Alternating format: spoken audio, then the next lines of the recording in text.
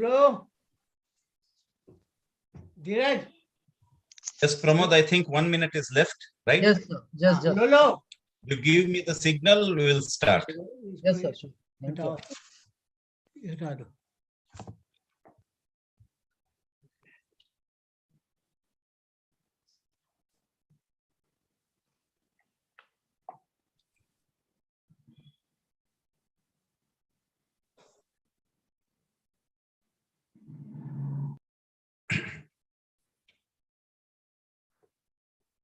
Yes, good evening, everyone.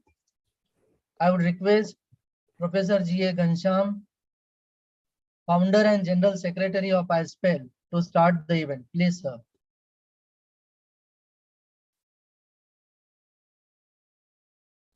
Thank you very much, Pramod. Good evening. Namaste, Khushamdeed, Adab to all the people, those who have assembled on the platform of iSPELL, which is popularly known as Indian Society for the Promotion of English Language and Literature.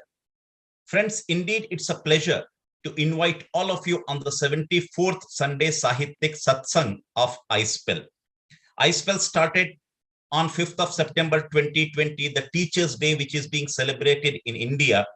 And since then, we are having Sunday Sahityak Satsang on every Sunday without having a break. And today is the 74th Sunday Sahityak Satsang of iSPELL. In iSPELL, I is small and spell is in capital. We always believe I is always small and what should be the bigger thing is spell.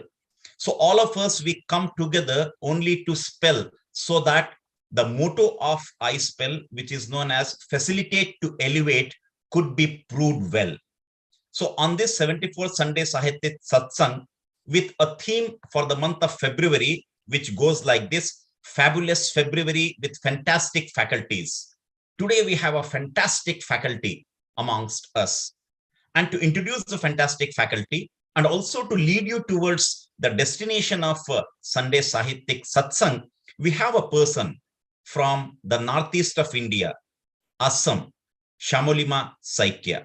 Shamolima Saikya is Assistant Professor of English at Gargaon College, Shivsagar, Assam. She has presented many papers in the national and international conferences and seminars, and at the same time, she has published many papers. She has published one book of poems, which is known as Palimpsest, and her forthcoming poetry book is known as Poetry Unites, an anthology of verses and issues and trends of Northeast Indian literature. She is also the member of many of the journals as the editorial board member, and also she is the editorial member of Ruminations Journal, and she is the member of various academic bodies. At the same time, she is the convener of iSPELL Assam Forum. With this little introduction, having a big heart, I welcome Shamolima Saikya to lead us towards the 74th Sunday Sahityak Satsang. Shamolima, the stage is yours. Thank you so much, sir, for the kind words of introduction. Honorable Speaker of today's program, Professor S. Z.H. Abidi, sir. Honorable President of iSPELL, Professor Anupama Vora, ma'am. Honorable Founder and General Secretary, Dr. G.A. Ghanshyam, sir. Respected Chairperson of today's event, Kamaljeet Yadav, ma'am. Honorable Executive Members of iSPELL, members of different iSPELL forums, academicians and researchers. It is a matter of great honor and privilege to welcome you all this evening on behalf of iSPELL to the 74th Sunday Sahityak Satsang of iSPELL. The Indian Society for the Promotion of English Language and Literature, since its inception, as sir has already told, in 5th September 2020, has been working with the motto, facilitate to elevate. iSPELL believes that every individual has immense capabilities, and so there is a need to facilitate the individual. The society was formed for the benefit of the fraternity of English in particular, and the stakeholders in general, by giving a platform to the students, scholars, teachers, and literature lovers to engage in academic deliberations. And iSPELL has been successfully organizing till date several virtual events every Sunday. through talks delivered by invited resource persons. And these talks have included serious academic deliberations on various trends and issues of English language and literature. And there have been creative discussions as well. And these programs have invited the appreciation and support of all. And today, too, we are fortunate to have amongst us well-known academician, Professor Jed H. Abedi sir, as a keynote speaker. So now, I move on to give a brief introduction of our esteemed speaker. Professor Abedi's distinguished teaching career spans from August 12, 1971 to 2019. He has held many significant teaching positions. He worked at Saket PG College, Faizabad, Gorakhpur University, Gorakhpur, then as professor and head at the Department of English and Modern European Languages at Lucknow University. And he also worked as senior professor and dean at HSS Integral University, Lucknow. Professor Abedi is also the visiting faculty at English and Foreign Languages University, Lucknow campus, and academic counselor of IGNOU. He has successfully supervised 39 PhD theses and 1 DLit. He was PhD thesis examiner of 35 Indian universities. Moreover, he has lectured on literature at 10 HRDCs of different universities. Today, Professor Abedi shall be deliberating on the topic Major Issues in Feminist Literary Criticism as part of the 74th Sahityik Satsang. Feminist criticism is one of the most crucial and significant type of textual research and genre of discourses concerned with the ways in which literature and other cultural productions reinforce or undermine the economic, political, social, and psychological oppression of women. Now, we look forward to listen to Professor Abedi's lecture on this very important topic, and we hope that we will get enriched and enlightened by his deliberation. I now request Honorable Speaker, sir, to deliver his lecture. Sir, please.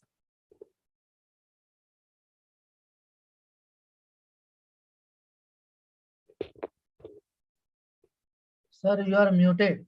Sir, you are muted.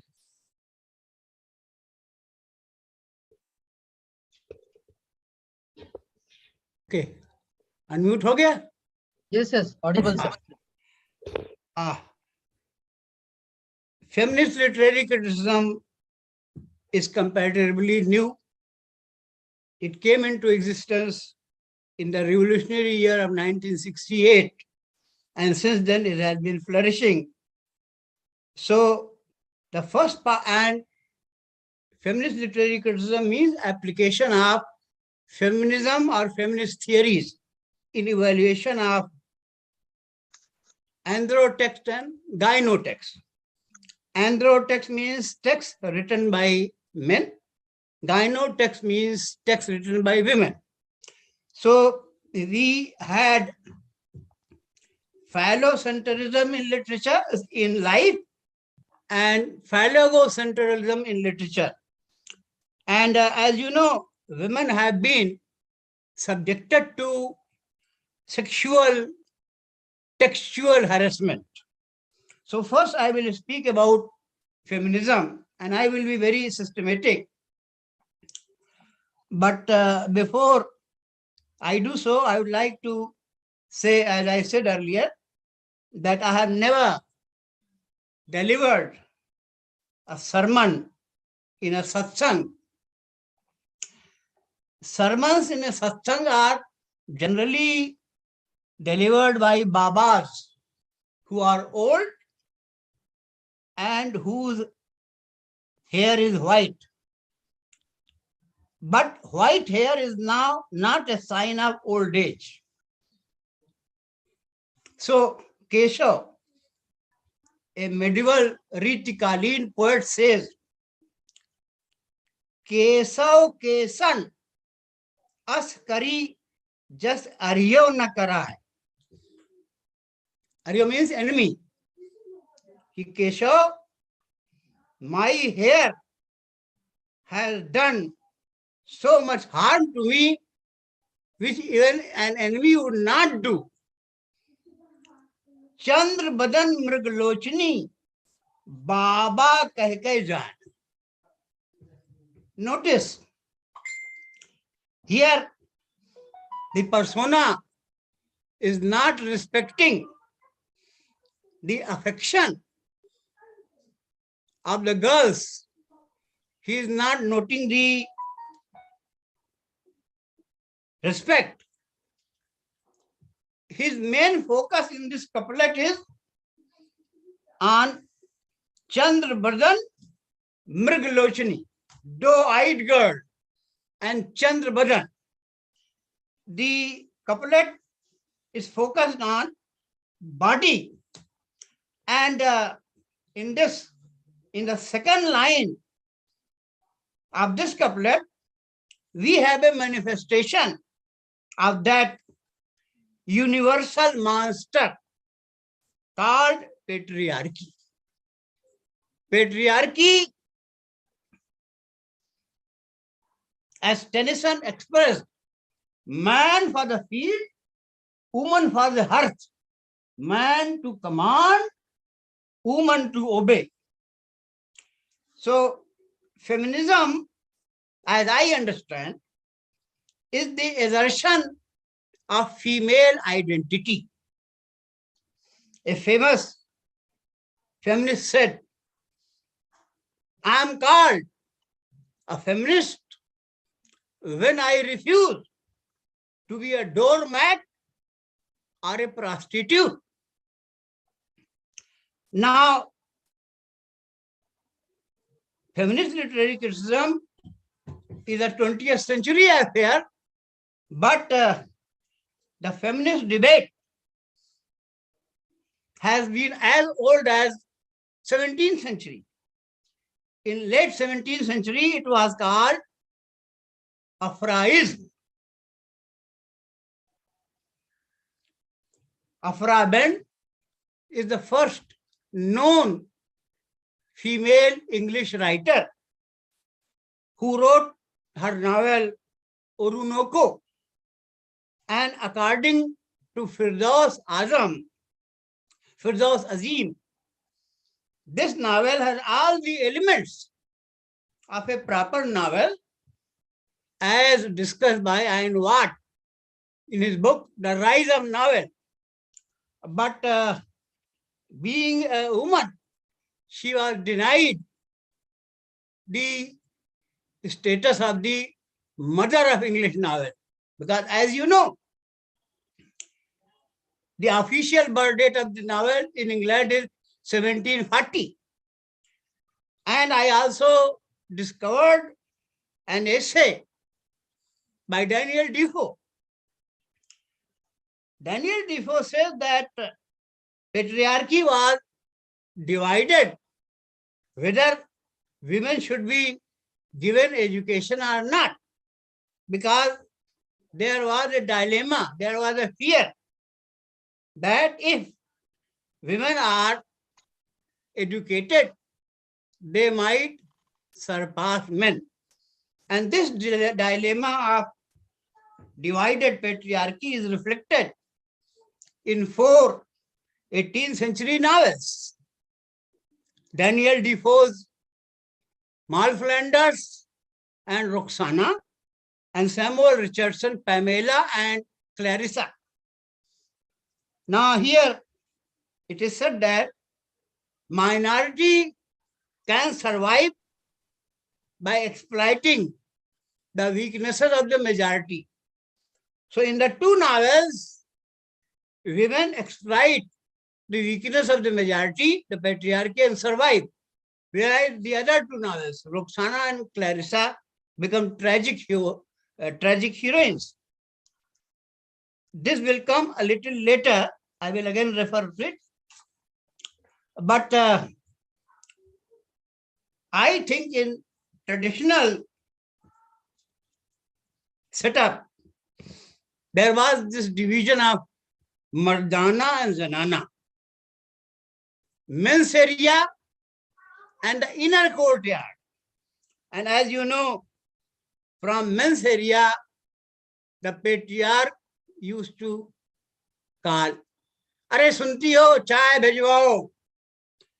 So hearing this again and again, one day she spoke out, "मुझे दूर से आवाज देने वाले," please notice the words, आवाज देना, "मुझे दूर से आवाज देने वाले तेरी हुदूद में आके तुझे पुकारूंगी." Now पुकारना means challenge. So according to Elaine Showalter's intersecting circles, left area is dominant, right area is mute, and feminism activated the mute area, and women by and by have snatched all the spaces dominated by men. And as of now, women are now fighting soldiers. They have also won the army. They have broken the glass ceiling. And as Shobha Day says, they are not only assertive in the boardroom, but also in the bedroom. But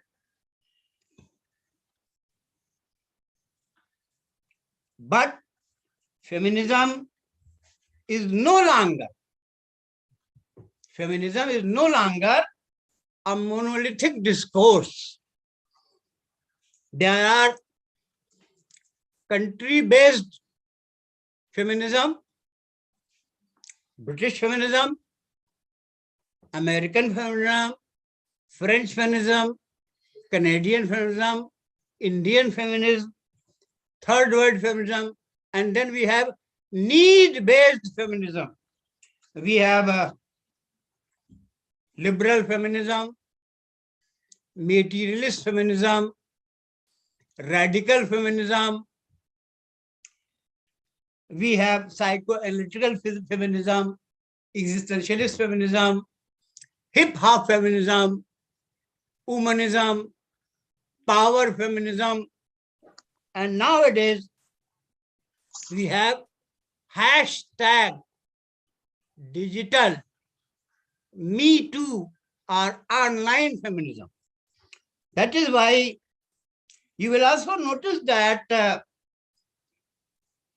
there is only one unique movement in which we talk of waves. So this I call oceanography of feminism. We have had 4 waves. After the third wave, some critics started talking of post-feminism. But post-feminism is possible only in post-patriarchy. And patriarchy keeps on surfacing under different masks.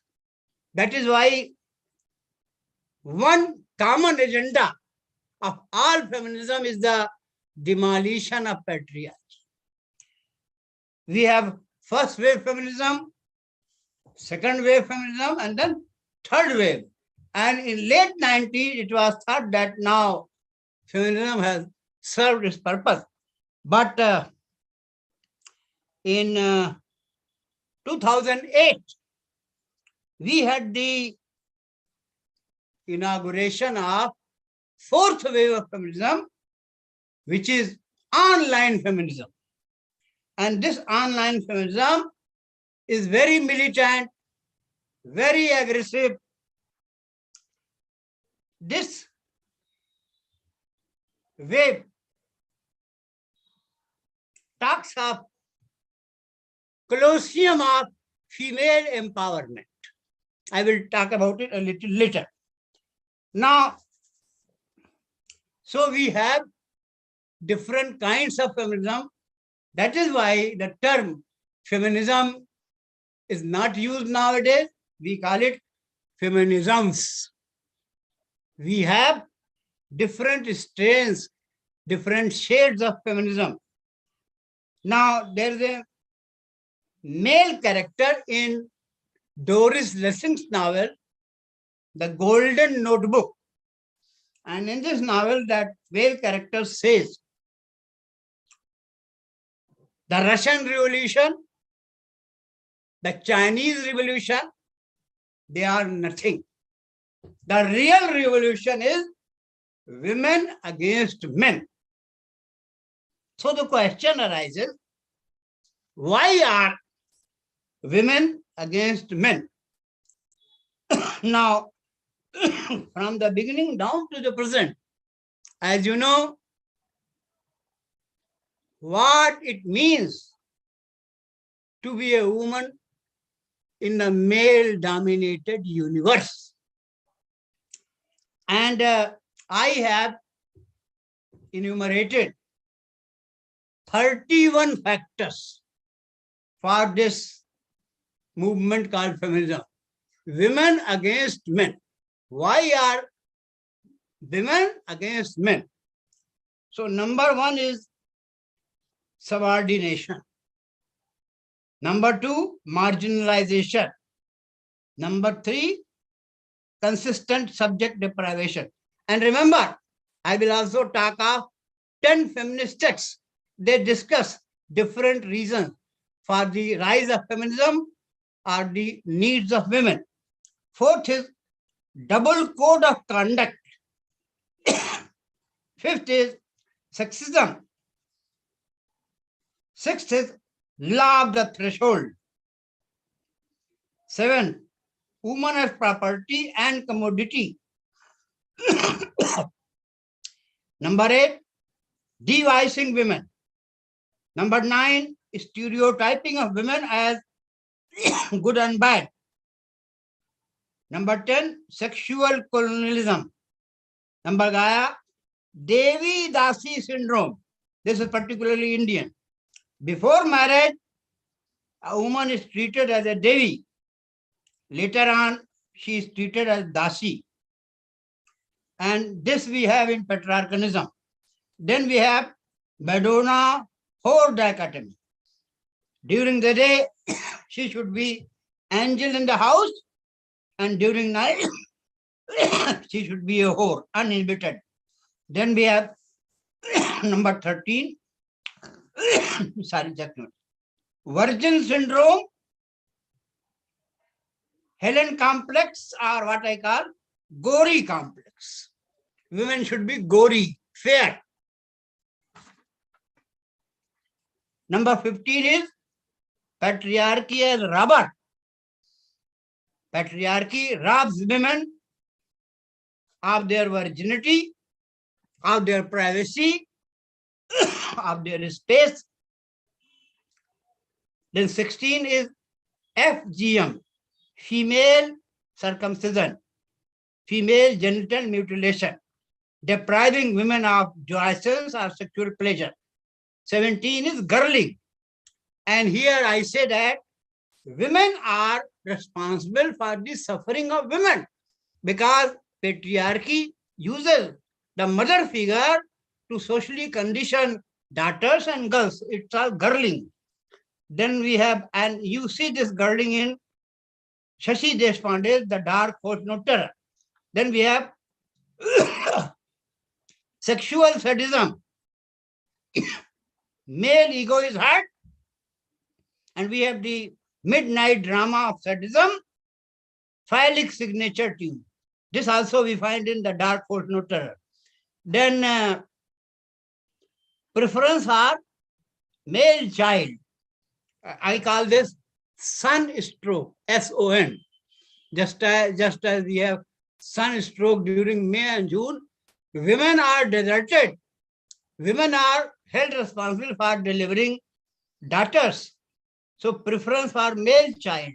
So Eunice D'Souza says, my father always wanted a boy. So I have qualified to be one.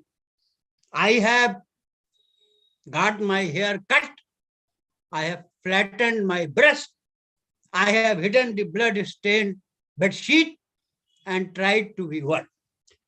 And you know, Many women are deserted, divorced for having failed to deliver a male child. Then we have, in particularly in Indian context, maike ki bimari. And this is to be understood in the Indian context because I heard it. Maike ki bimari means the wife is suffering from a disease before marriage. And so who will bear the burden of finance? The father will. The husband says, I will not, because this is maike ki bimari. पहले रग रग से मेरी खून निचोड़ा उसने, पहले रग रग से मेरी खून निचोड़ा उसने, अब ये कहता है रंगत ही मेरी पीली थी. Her complexion was not pale yellow, it was rosy, it was golden. Then we have gender bias. Then we have dependence syndrome. Then mad woman in the attic. You know, people drove their wives to madness so that they may have a second wife. And Thomas Hardy, who on the basis of test of the Darwin was called a feminist, he was in his personal life responsible for this mad woman in the attic. And that's why a postmodernist novelist has combined his novel Tess and Bill Gates' biography of Thomas Hardy to write a Victorianist postmodernist novel, Tess. Just a minute. Hello? हाँ बोलिए. मैं ठीक हूँ, मैं जरा एक online lecture दे रहा हूँ, 9 बजे बात करूँगा. ठीक है. हाँ, ऑन कर दो बेटा. Mad Woman in the Attic. And that Victorian novel is simply Tess, because Tess of the D'Urbervilles is a localized tragedy. So this, I don't remember his name. Yes, Emma Tennant Field. She titled her novel Tess. It is a Victorianist, postmodernist novel where she said that Thomas Hardy was a textual seducer of Tess. He combines. Then we have Prisoner of House and Body.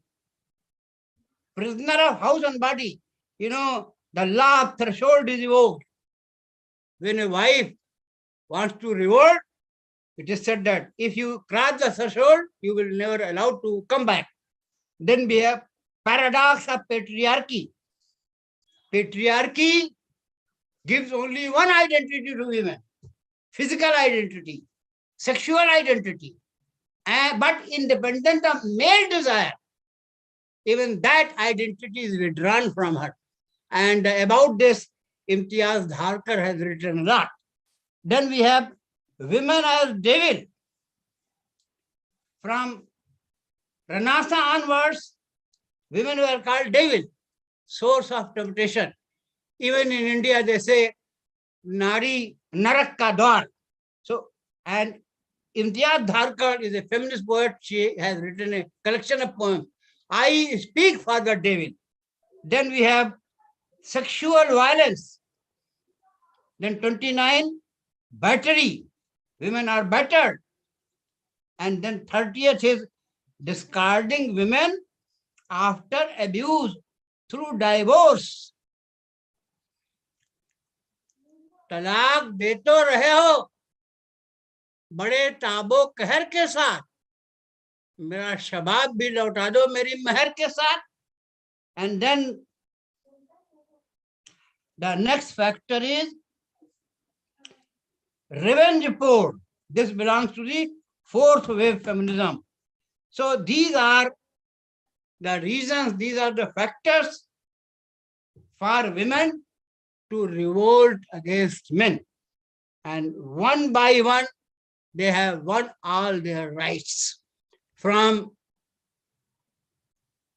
liberal feminism to the present hashtag or online feminism. Now, all these factors of phallocentrism and real life are analyzed in 10 feminist texts where different kinds of, and literature has been used. Sometimes literature has been used.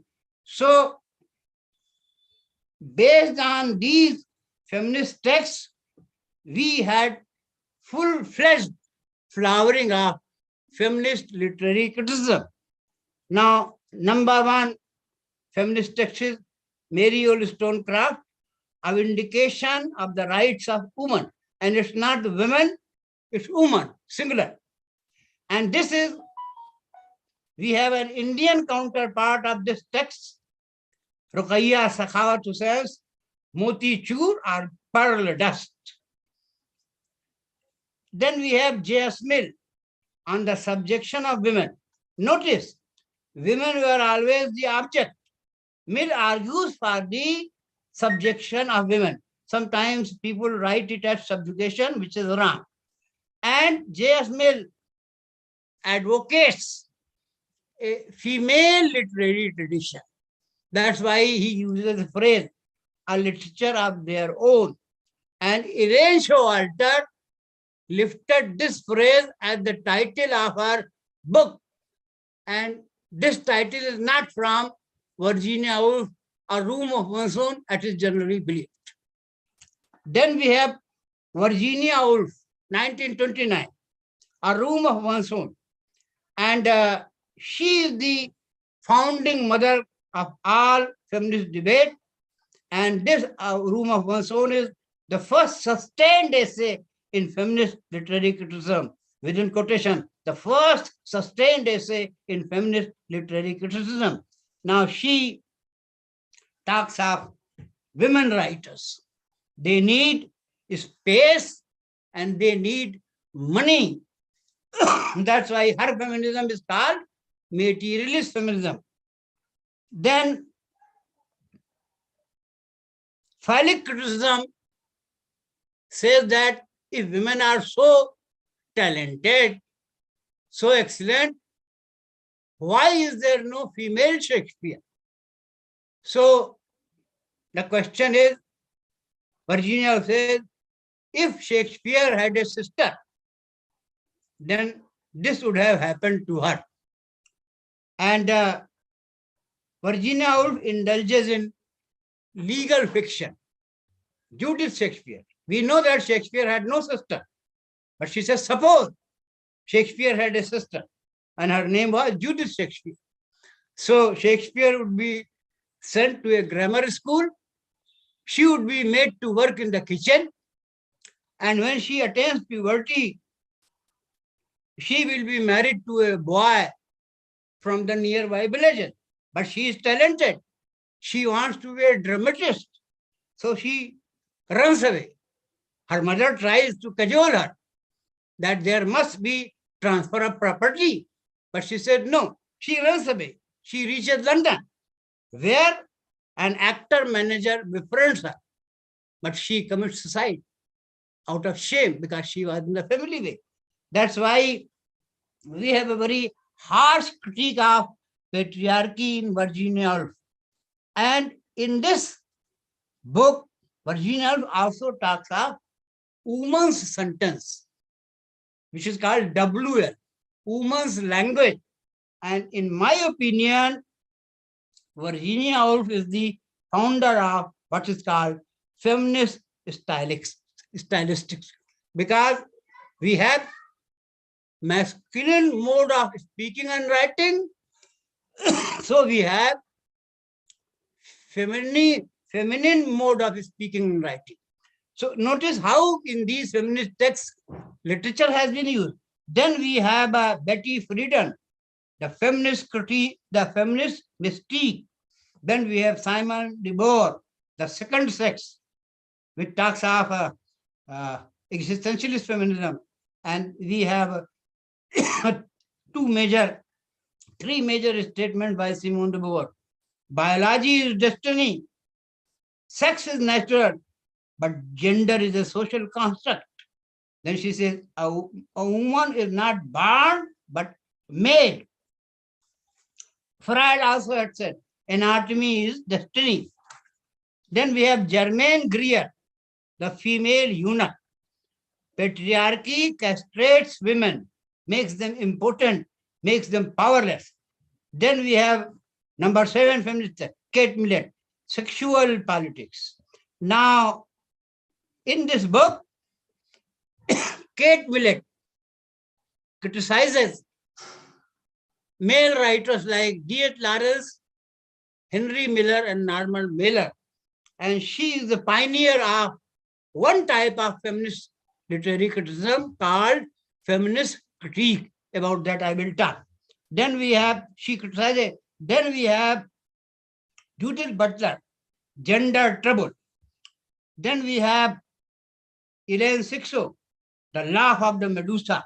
And finally, in 2019, fourth wave feminism, we have Mona El-Tahawi, The 7 Necessary Sins for Women and Girls.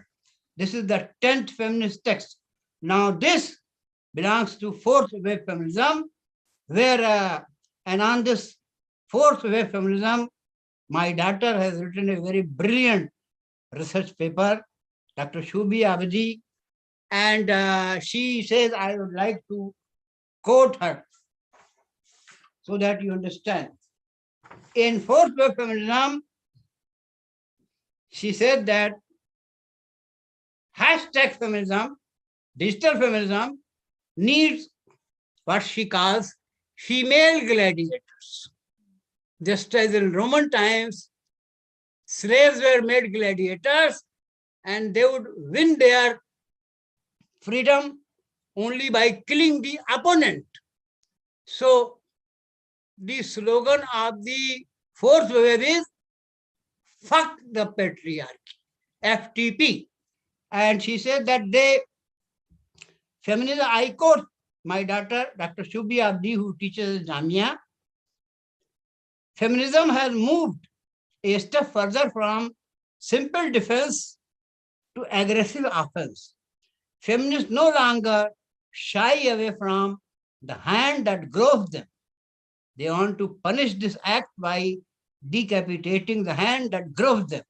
Female gladiators of the fourth wave call for an aggressive, radical, impatient feminism, which requires a zero tolerance towards flashing, groping, gazing, and other forms of violence against women. Now, this fourth wave feminism is now a reality. It has been flourishing. Now, on the one hand, we had, if Shakespeare had a sister, then on the other, there was discrimination against Afro-American women. So they said, when they were excluded from Norton Anthology of Women's Writing, they said, we are not Shakespeare's sister. We are not Shakespeare's sister. So they had their own brand of feminism, which is called Black feminism or womanism. Now, all these feminist texts have analyzed the reasons of phallocentrism. Now, in between, we have also criticism of what is called phallogocentrism. So, feminist literary criticism has major issues. Issue number 1 is a female as a reader.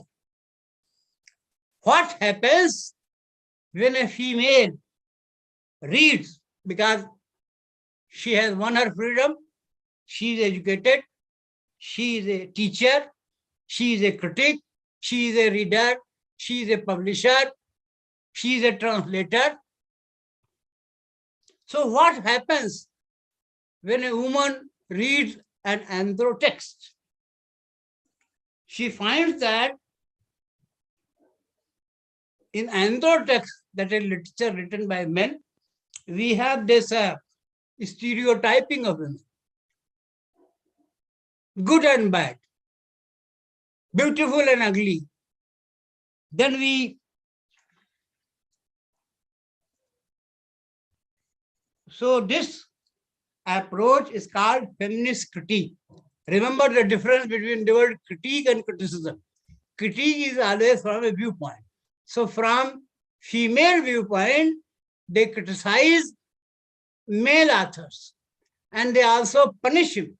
That is why Elaine Showalter compares feminist critique with the Old Testament, because the God of the Old Testament is very angry and furious. He is a punishing God. So what do they punish male writers for? For literary sororicide, for killing their sisters. I call it the case of missing girls. So feminist critique takes up acts of omission and acts of commission. So acts of omission is that they exclude women from literary history. So one agenda of feminist literary criticism is retrieval of women's literature which was suppressed or excluded by male critics or male authors. So feminist literary criticism advocates expansion and establishment of a separate female canon. Then in andro texts, we have imagined women, literary women, not real women. We have male perception of women. That's why, in entire English literature, we had this convention of the beautiful heroine. But as you know, in real life, all women are not beautiful. Some may be Somali, all women do not have a rosy, fair complexion. Then women readers also resist and criticize what is called use of blazon. Blazon was used by male poets to describe the beauty of women from hair to toe. And we have the use of blazon in Andrew Marvell's To His Choir Mistress. Andrew Marvell's To His Choir Mistress has been criticized because of distorted picture of women. In Choir Mistress, we have the entire effort of the speaker is how to deprive the beloved of her virginity. So he argues with her. He intellectually blackmails her. And then he praises that I will spend 2000 years to praise your hair, your forehead, your eyes, your lips, your bosom, and then the rest. Now, feminist critics resent. They are very angry about the use of blazon because they say that this blazon disintegrates a woman into various parts, as if a man is a butcher and he butchers the different parts of a woman. So this is also has been taken up. That's why feminist critique is focused on androtext. Feminist critique criticizes acts of omission and commission, and they speak against textual harassment of women. They also, in 18th century, we had very few known women writers, which can be counted on the finger of the tips. Now recent research has shown that there were at least 100 women poets in the 18th century. So feminist critique, as I said, rehabilitates past women writers who have been lost. This is called feminist research as retrieval. And in Madras, we have a Tamil writer, Ambai. She has her foundation called Sparrow. sound and picture archival research and retrieval on women. This is one branch of feminist critique, retrieval of last text. Not that women, women did not write. They wrote, but they were not allowed to read novels. They were not allowed to write. Say they wrote in their closets, in their kitchen. While cooking, they used to write. Meanwhile, they were married. Their manuscripts were sold to the Razziwala. But now, feminist research is retrieving those Keynote texts. Then, and as I told you, feminist critique is based on the poetics of anger, poetics of suffering, and the other name for feminist critique is images of women approach. In feminist critique, they examine how male writers have projected the images of women.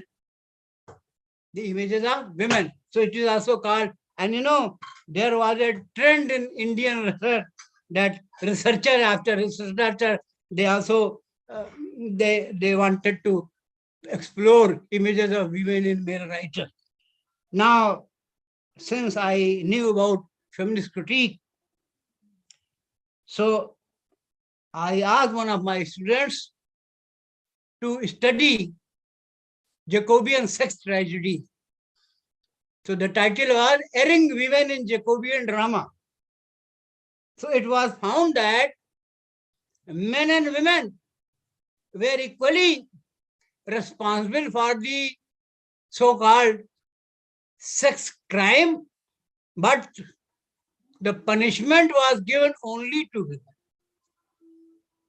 So this was a case of literary misogyny. And as an Urdu poet said, जिस जुर्म में हम दोनों थे बराबर के शरीक, इल्जाम जो आए सो मेरे ही सर में. Women were punished. So this was a case of literary misogyny. Feminist critique focuses on literary misogyny, literary sororicide, and women were so afraid of phallic criticism that during the Victorian age, we had this convention of male pseudonym. Many women writers published their works, but under a male pen name. And Bronte sisters is a famous example. So Victorian readers thought that they were three brothers. So they are known as Bell brothers. The three Bronte sisters are called Bell brothers. So all this is covered under feminist critique. But this critique, women are now alert. They can't swallow everything. So they are very alert how women are delegated. What are the real women? So this convention of beautiful heroine was broken by Jane Eyre in the novel Jane Eyre, where the heroine is not beautiful. But remember, feminist critique is not positive. It is negative because it is based on poetics of anger, poetics of suffering, and it talks of textual harassment of women time and again. But women have expanding roles now. They have their additional duties. This is the problem posed by feminism. They have their traditional duties of being handled in the house, but they have also to do a job. They are educated. It is a question of their identity. So they have become writers. Women have become writers, teachers, critics, so forth and so on, translators. Now, recently, because I have been teaching Arabian Nights, I also delivered a lecture on world literature. So far, there were only male translators of Arabian Nights from Arabic into French and then English. But many stories were omitted by them because they were gynocentric. So for the first time, we had a female translator, Yasmin Seal, a French serial writer who translated Arabian Nights from the original Syrian manuscript, and she added gynocentric stories.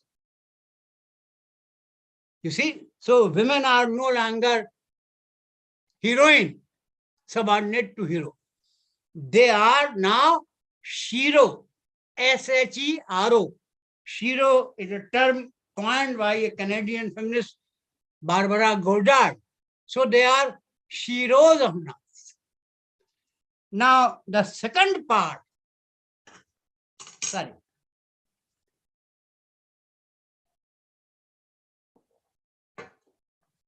the second kind of feminist literary criticism is called gyno-criticism. Because the first issue was woman as reader, the second issue is woman as writer. How to evaluate? Because yardsticks of phallic criticism cannot be applied to women. So gyno-criticism is concerned with woman as a writer. And Ellen Showalter calls it the New Testament of the Bible. Graces of female imagination. The two foundational texts of gyno-criticism are Elaine Showalter's A Literature of Their Own and Sandra Gilbert's The Mad Woman in the Attic. Elaine Showalter's contribution to feminist literary criticism is perennial, timeless, because she, in her study of gyno texts, Jane Austen, George Eliot, gyno-criticism is also called Georgics, after the name of George Eliot. Georgics is a kind of pastoral poetry, but here in feminist literary criticism, Georgics means gyno-criticism, woman as a writer. So how should women be evaluated properly? Not from the yardstick of phallic criticism, because patriarchy is still strong. So there are many male writers who criticize. How can women be writers? They just write one volume of verse and then marriage swallows them. They cease to be writers. So Ellen Showalter, feminist critique, gyno-criticism, they are all product of the mute territory from which women sprang up to become global leaders, global writers. Gyno-criticism says that there are, and before this, she said that women's subculture, away from the mainstream, like any other subculture, has three phases. Phase one she calls feminine phase. This is the phase of imitation, that women writers imitate male writers. And there are examples in Victorian age. Then the second age is feminist phase, militant phase, phase of protest, during which writers became anti-male, anti-sex, anti-marriage.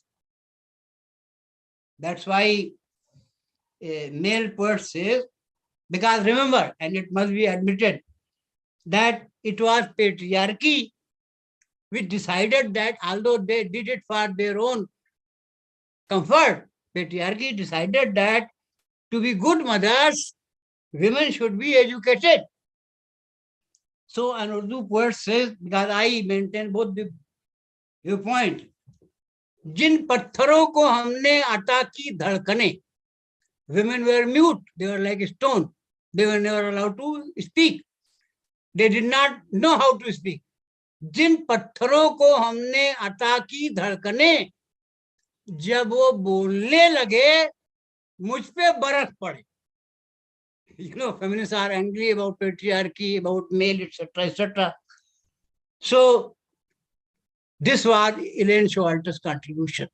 The three phases of women's writing, women's subculture, and this division is relevant to all countries. In Indian writing English, we have Torudat, Sarojini Naidu, belonging to feminine phase. Then we have the feminist phase, Shobha Dey, Anita Desai, Nayantar Sehgal. And now we have the third phase is female phase, discovery of authentic selfhood. Instead of acting as Nora, women should discover their inner strength. In R.K. Narayan's novel, The Dark Room, the woman is uneducated, mute. So she leaves the house. She leaves the dark room, goes out, but then she is uneducated. She has no support. So she comes back. But now, Shashi Deshpande's heroine says, the dark holds no terrors. And this novel should be read intertextually with The Dark Room of R.K. Narayan, where the heroine is a successful doctor. Her husband is a lecturer. So when his ego is hurt, he punishes her with sexual sadism. Shashi Deshpande's novel, shows us a number of factors. We have sexism. We have discrimination on the basis of sex. The mother says to the daughter, "You can't live here." They say, "Why? My brother can live." "Yes, he can live. You are someone else's property." So there are so many things. And this is the positive poetics of feminism. The discovery of authentic selfhood. That is called female. So we have three phases: feminine, feminist, female. Imitation, protest, inner strength.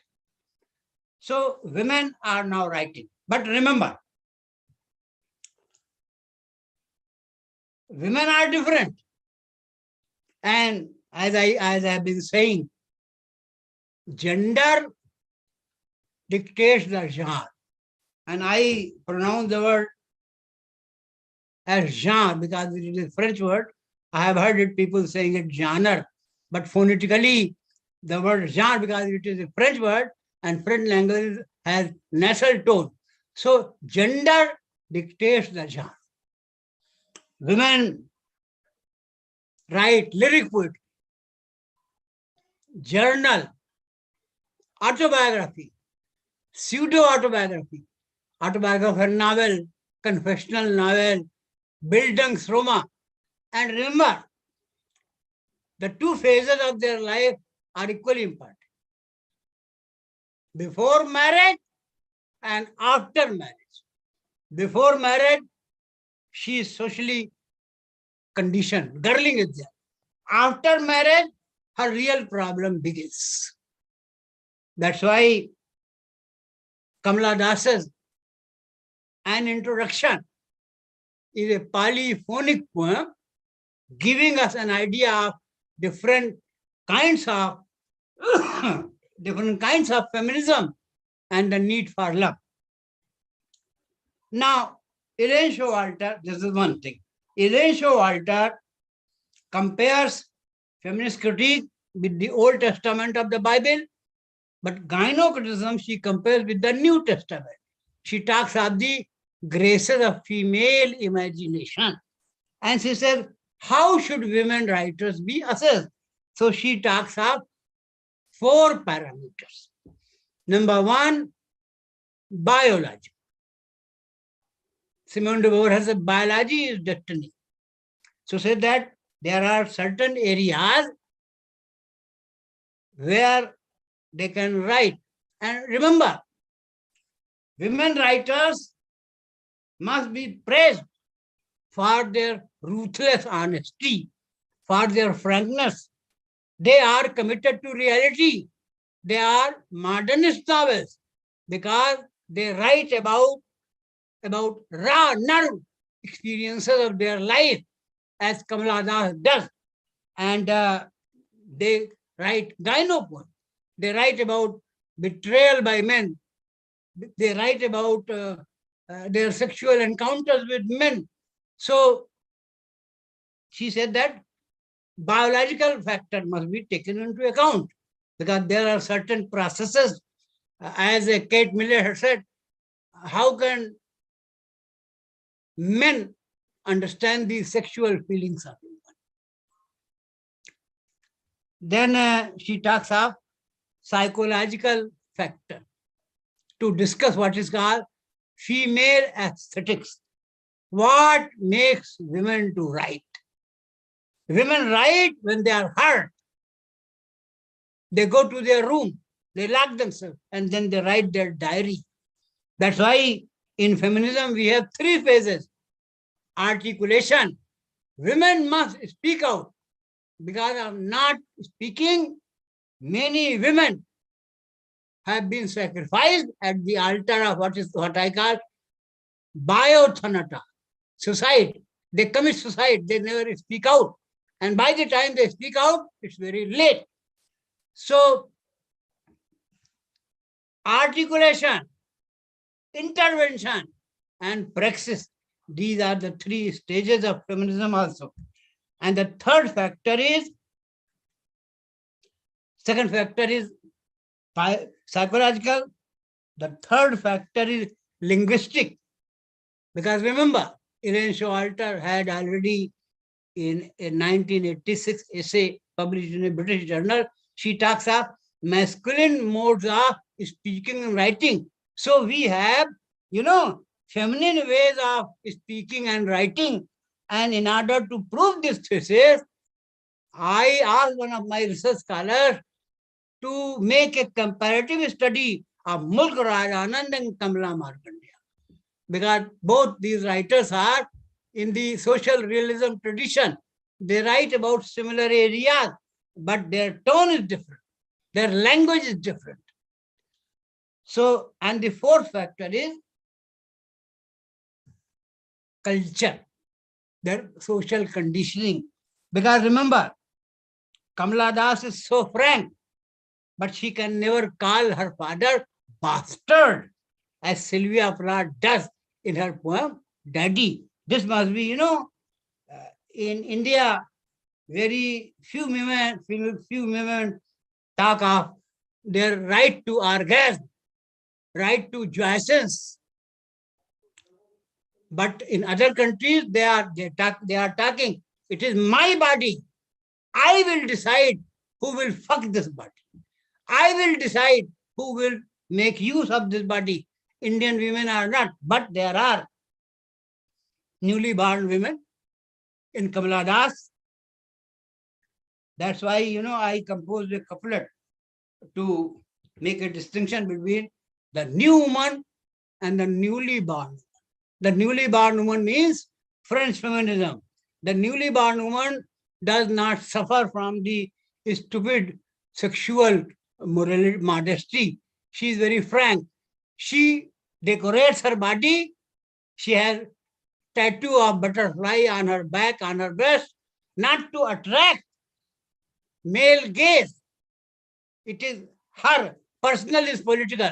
So I composed, यूं ही नहीं वो बदनाम हो गई, यूं ही नहीं वो बदनाम हो गई, उसकी सारी ख्वाहिशें आम हो गई. She has made her desires public. So some women group talk of that they have right to orgasm, they have right to sexuality. There is such a thing called male sexuality, so there is also such a thing called female sexuality, and we are owners of my body.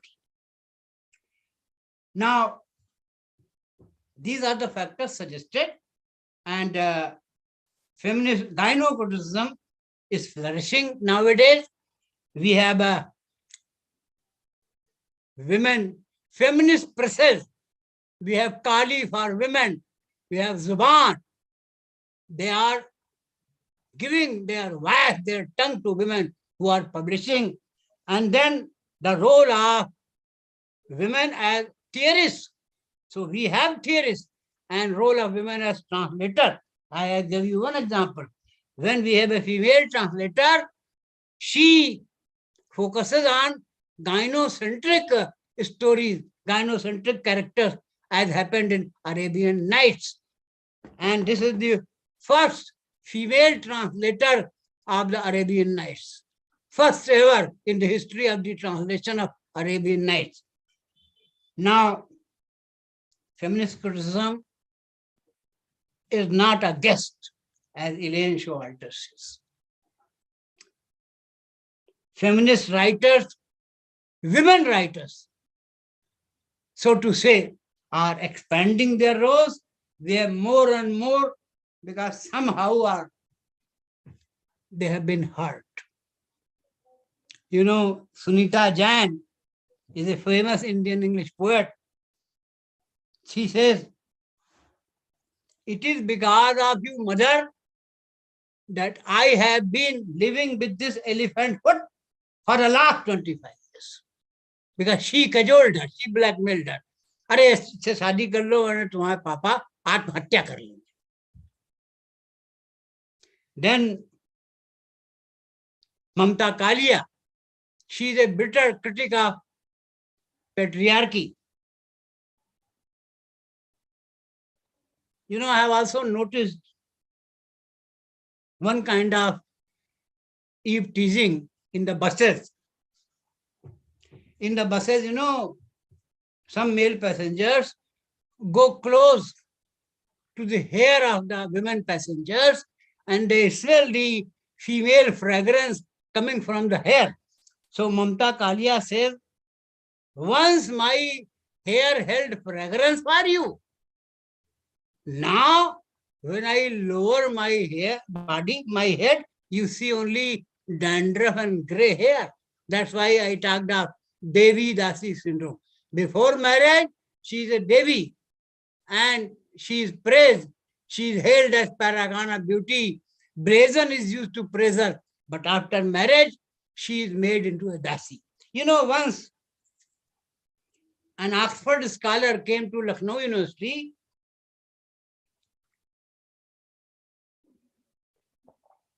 So he was directed to me. He told me, which theory of feminism do you follow? So I said, which theory of feminism should we follow? In India, women are worshipped as goddesses, Kali, Durga, etc. But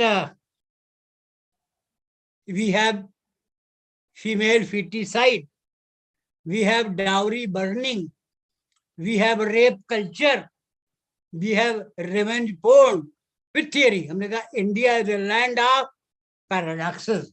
In theory, women are held in high esteem, but in practice and feminist criticism, in India also there are women critics who are writing, who are retrieving, who are expanding the female canon. So the future of literary criticism is bright because we now have visible presence of women writers globally. I also talked of, failed to mention Dalit feminism, tribal feminism. You know, a tribal girl says in one of the poems, Madam, we are bought and sold for the cost of a gold facial. Women should know what is gold facial. Gold facial is costly, 1,000, 2,000, 5,000. So she said that for the price of gold facial, we are bought and sold. Then we have Dalit feminism. You know, and in Dalit feminism, I noticed one thing, because in Mama's novel, the granddaughter says to the grandmother, the son of the landlord was teasing me in the field. So the grandmother said, why didn't you baptize him with your sickle? So this reminds me of the fourth word feminism. We have tribal feminism, Dalit feminism, and as you know, since Afro-American women were angry with white feminism, so they coined their own feminism. So we have black feminist literary criticism also. So they are flourishing, various types are flourishing, but the women have not won the final battle. Still they are burned, they are raped, they are harassed, and there are, sometimes when a husband fails to act in relationship, so instead of talking about his importance, he blames the woman. He says that you are frigid. So the new woman gives him patriarchal shock by giving him a slap that you are important and you are calling me frigid. Then sometimes, married men desert their women that you did not deliver a male child. So they should be educated enough to know that it is not in the power of the wife to deliver a male baby. It is a matter. And then, virginity is a matter of tissues. But in Pakistan, the patriarchy is so strong that many Pakistani girls undergo medical re-virginization. And throughout my life, I have related feminism with real life reports. There was a man who killed his wife, smashed her brain when she delivered the third female child. Girls are much more powerful, and that's why, one more thing, that's why earlier we used to talk of male gaze. Gaze means exploring the possibility of mating the girl. But now we are talking of male glare. When women are successful, men glare, and there is violence against women because women are now marching forward and forward. So these two terms must be distinguished. Male gaze, male glare. And these are the issues. Woman as reader, woman as a writer, woman as a theorist, and woman as translator. I hope I have done some justice. I have also mentioned how gender, yes, one more thing. In order to invite men in feminism encourage what is called gender criticism. So just as women writers are read, so we call it gendered reading of male writers. Because we also have gendered reading of women writers. So gender criticism is the latest development. And the second development is fourth wave of feminism, which I call hashtag feminism, online feminism, digital feminism, where women talk of colosseum of the female empowerment. Or what my daughter says, that women should be female gladiators. Now that is all I wanted to share with you. If anything you have missed, if anything you want to clarify, you talk. I did not talk of French feminism because French feminism does not talk of gynocratism. French feminism talks of gynesis, Gynesis. Gynesis means sexuality of the text and textuality of sex. And they believe in portmanteau word sext, S-E-X-T, sexual text. So the two words have been compressed, and now we have the third word, sex. That's all. Thank you so much. And if you want to clarify anything, you can clarify. Thank you, Professor Abedi sir, for such an in-depth analysis of the various aspects of feminist literary criticism. So you related to the concepts You brought in the concepts from in the Indian context, and that was such interesting and wonderful. And you Because talked about, remember, yes, women are fighting against the universal monster, patriarchy. And patriarchy is devil. You see it in Blasphemy by Tamina Durrani. Patriarchy is feudal lord, as you see in her autobiography, My Feudal Lord. And last, if you have time, I would like to share my poem, The New Normal, which talks of the fourth wave also and talks of the reasons. I wrote, it is a feminist poem. It is a little frank, but I would like to share this poem with you if you have patience. Do you want to yes, listen sir. to my poem? Definitely, sir. Please. Just a minute. The poem is entitled The New Normal. And the new normal is female gladiators. I was born, and all factors are there if you listen to me here. I was born of your lower rib. Your nature betrayed you. You fell, but made me the fallen one. I have been for you a devil, inverted comma, devil, and a gateway to hell for centuries and centuries. Like a ferocious vulture, you guard on my body and call the sinful women. Kishwar Nahid is a Pakistani poet. She says, Hum gunagar aurte. So there is that intertextual reference. Beware of me then, but have you? You made me Medusa, Karki, Acacia, Duesa, Shamela, Beatrix, and Bakisha. You had only one tune to harp. You deprived me of my virginity before the menarche and made me a nymphomaniac. You had your mistress, companion, and nurse. This is Bacon. You had your mistress, companion, and nurse, but made my whole existence a curse. I was many in one. I was many in one.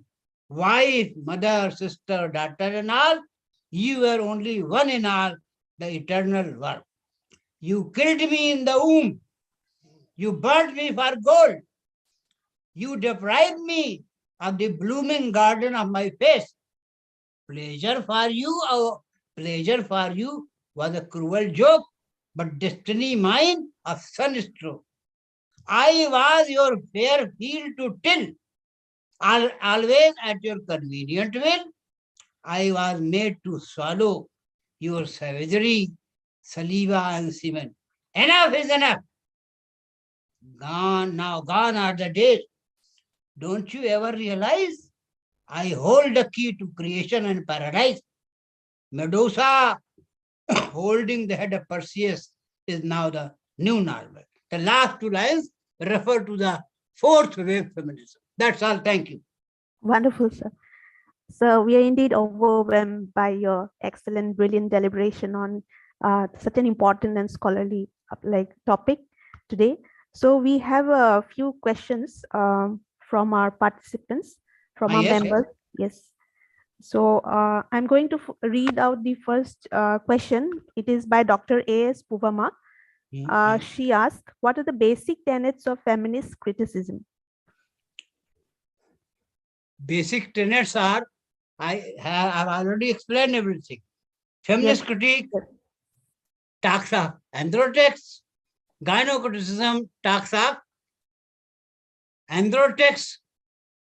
They talk of women as critics, women as theorists, women as translators. These are the major issues. I have clarified everything. Yes. So basic tenets are based on various kinds of feminism. They make a candid expose of patriarchy and the factors responsible for the suffering of women. A room of their own talks of that women should have privacy to become a writer. Women should have money to become a writer, professional writers. There is another question by Dr. Pushpa Puvama. So, don't you think Julia Kristeva and Betty Friedan are also prominent critics who contributed to They the are not critics. woman? They may be post-critics, but Betty Friedan is a theorist. That's why I gave you very clearly 10 feminist texts. They discuss the problems caused by patriarchy and the needs which women now want. That's why I have been very systematic. I have given 10 feminist texts. Then now in fourth web, we have 7 necessary sins for women and girls.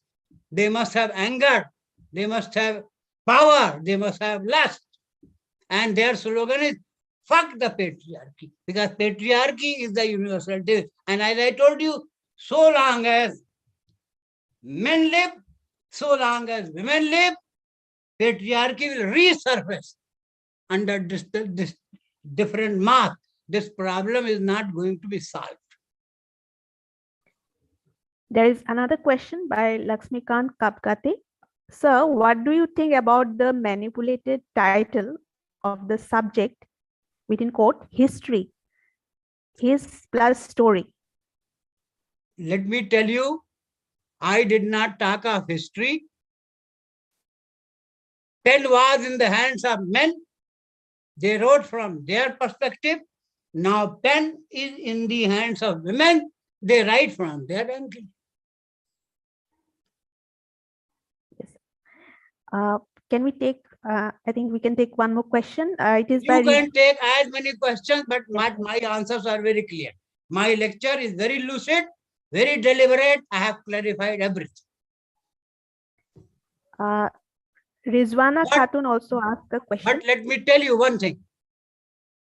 Question should be related to my discourse. Yes, sir. Because remember, I can discuss French feminism. Then women will start crying. Why are you talking about this? I know French feminism very well. Yes, you can ask.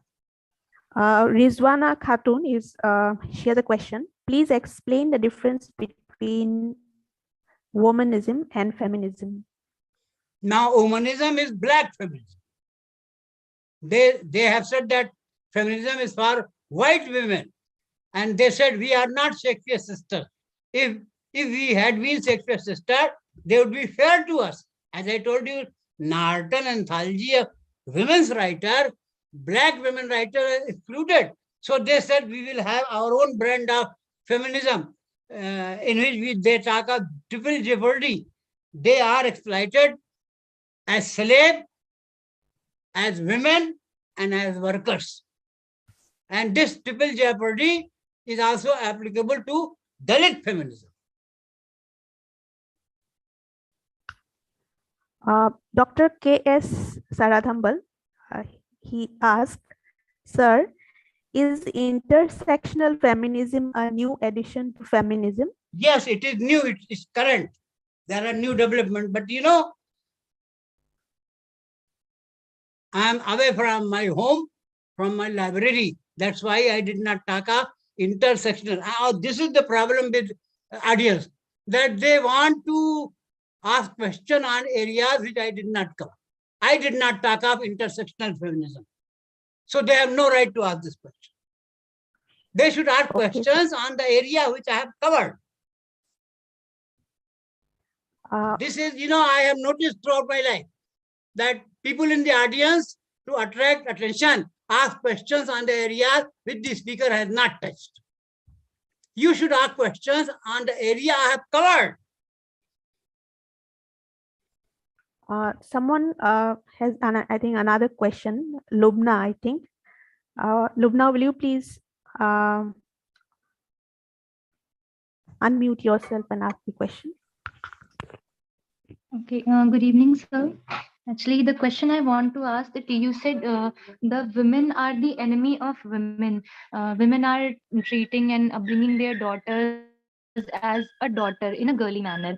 Okay, but if a woman tries to upbring their daughters in a way where when they lash and deny the patriarchy, the society deny them, the society look down upon them and let them down, and they say ki oho आई हैं बहुत feminist बनती हैं. These kinds of Let things me tell women you, always you heard. should be clear, Lubna. 300 years of feminism have not changed they have changed the position of women, but they have not changed patriarchy. They are still, raping women. They are still harassing them. They are groping them. They are flashing them. They are exposing their penis at women. That's why we have the fourth feminism. Because remember, this problem of men and women cannot be solved. It will go on, but at least intervention will make them aware. Men are afraid of women because if there is male gaze, so there is feminist wing. If a male is gazing at you and if you wink at him, he will run away. So they have to be moderate. They have to change themselves. That's why I talked of the new normal. Medusa holding the head of Perseus. That is the new normal. There are problems. Problem will be there. But women have to discover their authentic selfhood. That's why in fourth wave feminism, there is a call for female gladiators. That women have to be gladiators who have to kill their rival in order to win true freedom. But as I said you, there can never be post-patriarchy. Marriage is also an institution manipulated by patriarchy to control women. And now we have the next development, revenge porn. If you don't want marriage, you want living, even there a time will come when the husband becomes angry, and he posts your intimate photos on the online, on the Facebook, out of revenge. That is called revenge porn. And I also added that as a factor. 31st factor is revenge porn. Yes. I think there are Amalima, no now we can questions. move on to the chairperson. Thank you, Because sir. remember, I have noticed this practice. Once I was lecturing on Arabian Nights, so somebody asked me about the narrative technique of the Mahabharata. So I told him, keep quiet. I did not talk of Mahabharata. I talked of Arabian Nights. So you should ask questions. I invite questions. But on the area which I have covered, you should not ask questions outside the area. Thank you, sir, for the I can go on answering. answering you, but there must be a valid question. Okay? Okay, sir. Thank you, sir. I now move on to the chairperson's address, but before I ask ma'am to deliver her address, I give a brief introduction. Mrs. Kamaljeet Yadav is an eminent educationist and is presently heading Subodh Public School, Rambagh, as principal. She is founder principal of Subodh Airport Branch and joint secretary of the Jaipur Sahodaya Schools Complex, Jaipur. She upholds the membership of several prestigious bodies like Inspection Committee for Affiliation and Upgradation of more than 25 schools in Ajmer region of CBSE, School Management Committee of SV Public School, etc. Mrs. Kamaljeet Yadav is appointed as a city coordinator by National Testing Agency to conduct various online exams at Jaipur city. She was appointed as jury for prestigious PCRA national competitions 2019 by Petroleum Conservation Research Association under the aegis of Ministry of Petroleum and Natural Gas, Government of India. She is a mentor for continuous and comprehensive evaluation introduced by CBSE and has actively participated in various capacity building programs by CBSE. Moreover, she is certified as master trainer by Intel for conducting workshops. She was conferred with International Education Innovator Award in ED Leadership 8 Roundtable Conference 2015 under the flagship of Education We Want in collaboration with Finnish National Board of Education, Finland. She was also conferred with Life Empowerment Awards for schools for co-scholastic development by Expressions India, New Delhi. She was also bestowed with Best Principal Award by NEHRDO for All India Swachh Bharat Art Competition. Under her able leadership, Subodh Public School received CBSE affiliation and upgradation of the school up to senior secondary classes. Moreover, ma'am has undertaken many overseas educational visits and participation. She visited Culverhay School, Bath, UK in the year 2003 under Professional Curriculum Development and Teacher Exchange Program supported and funded by British Council, UK. She was member of the International Study Tour for Indian Schools Principals to Australia 2013 conducted by Australian Council for Education, Research and Excellence. She was also delegate of school education at China National Convention Center, Beijing, conducted by SCPC with the support of Department of Commerce, Ministry of Commerce and Industry, Government of India on international trade in services in 2018. Moreover, she initiated international school exchange links through British Council with Culverley School, Bath, UK. I now ask Kamaljeet Yadav ma'am to deliver her chairperson's address. Ma'am, please. Thank you, Shamlina. It was indeed a great, insightful session that we had by Professor S.Z.H. Avidi. Sir, your references from different genres as well as from different languages, literature, right from Urdu to Hindi and to other, was really so interesting, and the entire lecture was so captivating that I'm sure the audience or everyone sitting online was interested in listening more and more, because the way you have explained in detail the different kind of feminism, the different interpretations, and of course the one of the citation that you gave, that why don't we have second or a female William Shakespeare. I now can understand, yes, there had been conditions which are responsible for not giving or for depriving the world with great literature, which could have been, and had we had a kind of equality, then we need not to fight for equality or gender equality or feminist or such kind of things. Had we had treated human beings as human beings, I don't think so many problems would have been. Your detail into every kind of feminism was really amazing, sir. I knew about a few of the feminisms, but your observation, your knowledge, your categorization of 31 to 32 categorization of feminism, hats off to you, sir, that how you are adding to the list right from the, because I believe, sir, you have seen the revolutionary times.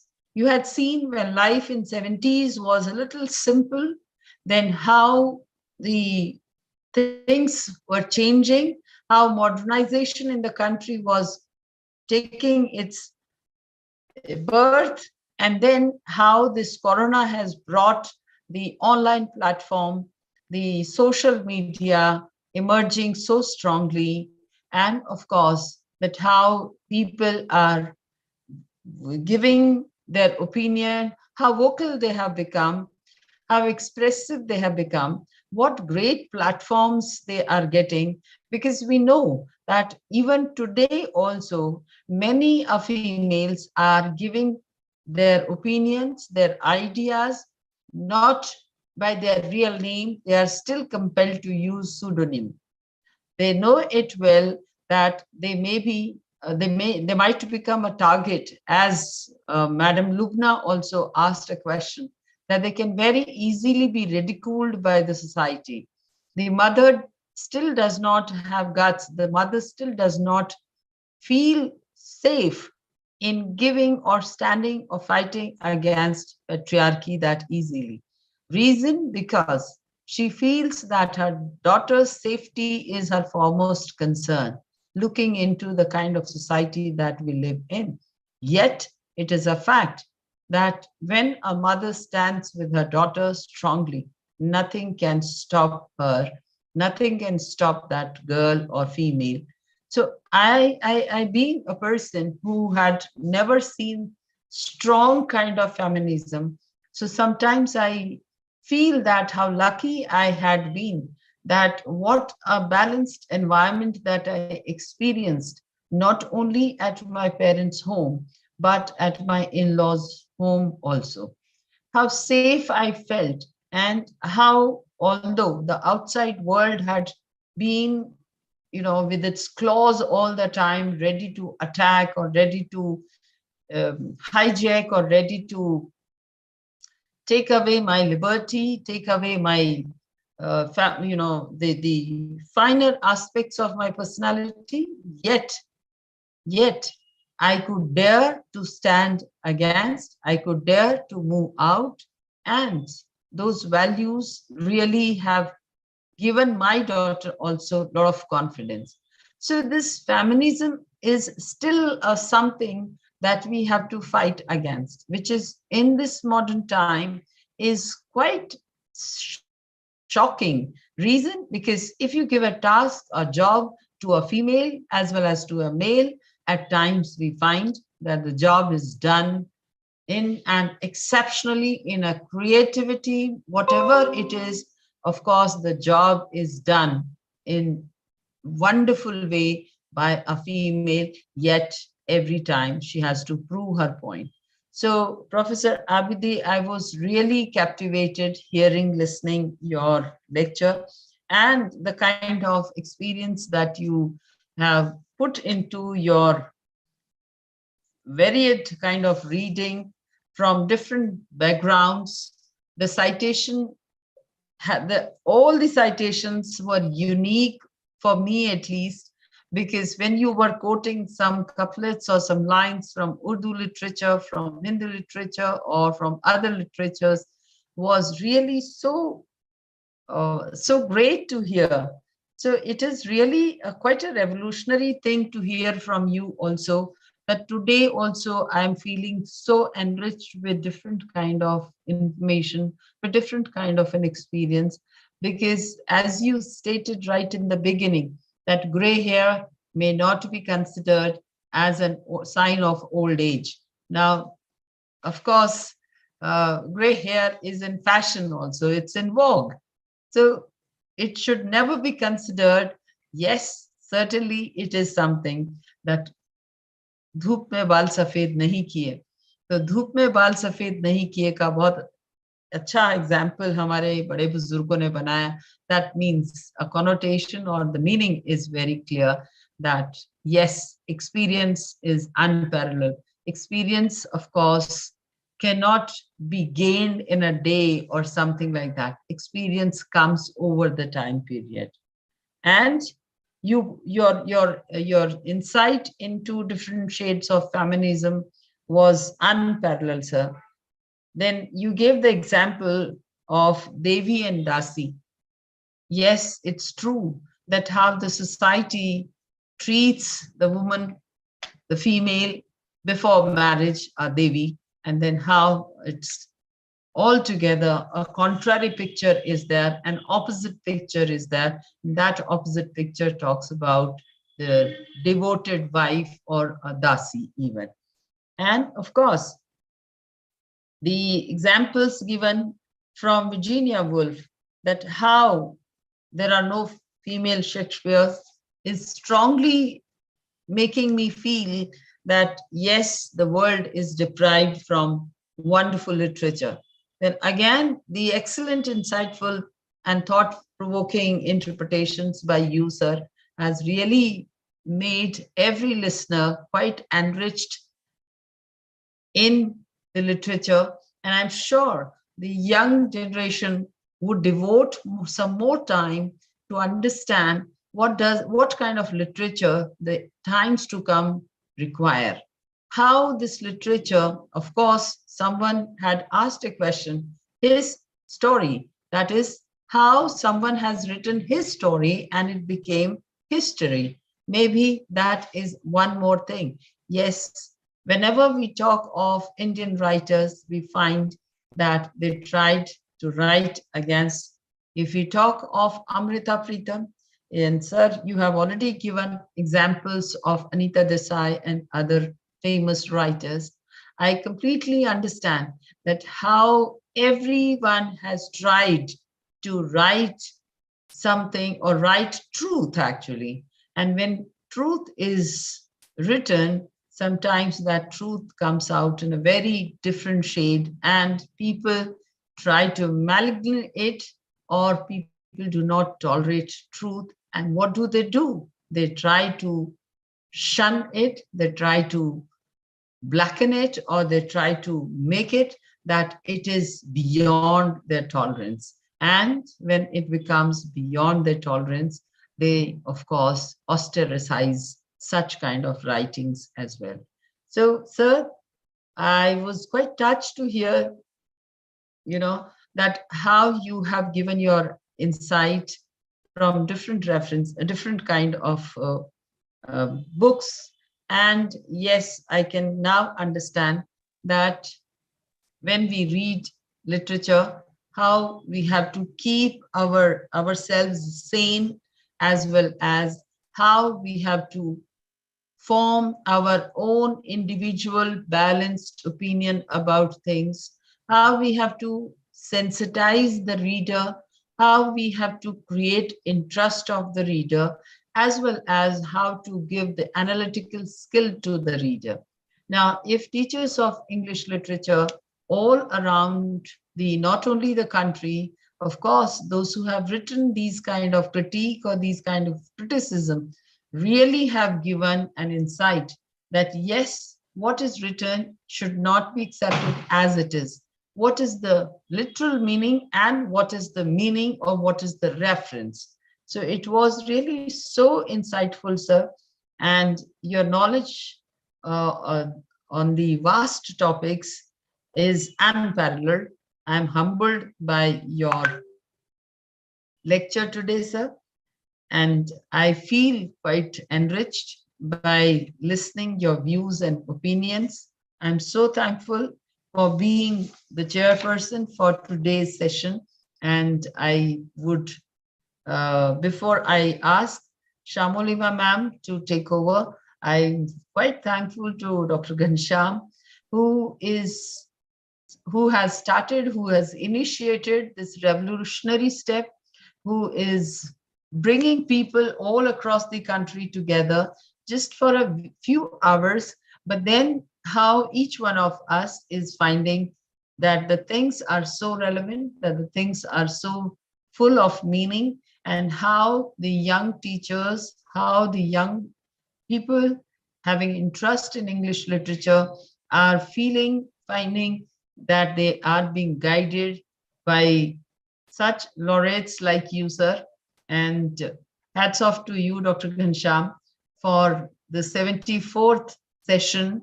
Of course, it's been considered and called and been given the title as Satsang. So, Professor Abidi, I know, being from Lucknow, a person, or Lucknow तहजीब के लिए जानी जाती है, और तहजीब में ही हम बहुत अच्छी बात बहुत अच्छे से कह जाते हैं. और आपने कहा कि मैं सत्संग में कोई बूढ़ा बाबा नहीं बोल रहा हूं. And sir, not even for a single moment we had this kind of a feeling that some Buddha Baba is passing a discourse. Yes, your discourse was unparalleled. Thank you, sir. Thank you. Thank you, ma'am, for chairing today's event and sharing your invaluable insights on today's lecture.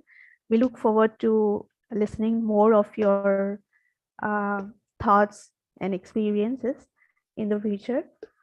Thank you, ma'am. I now request Professor Ghanshyam, sir, to do the honor of distributing the certificates. Thank you, Shamolima. Indeed, it's always a pleasure to listen to Abidi sir. It's always a feast of the East to listen to Dr. Abidi sir.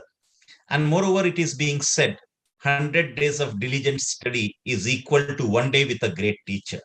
And today we have observed that.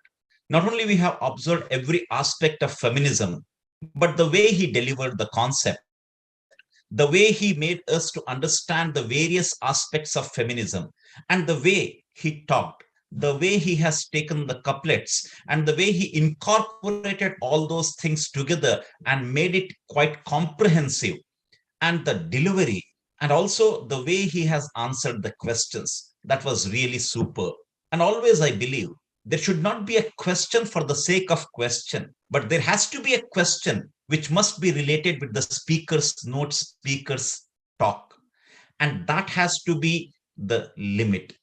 And Abidi sir has really done wonders, and it's an honor to have him on the platform of iSPELL. Sir, we are highly privileged, and as a token of our love and gratitude, this certificate is being, rather, I must say, we are fortunate to have Abidi sir on the platform. So please accept this certificate on behalf of iSPELL India.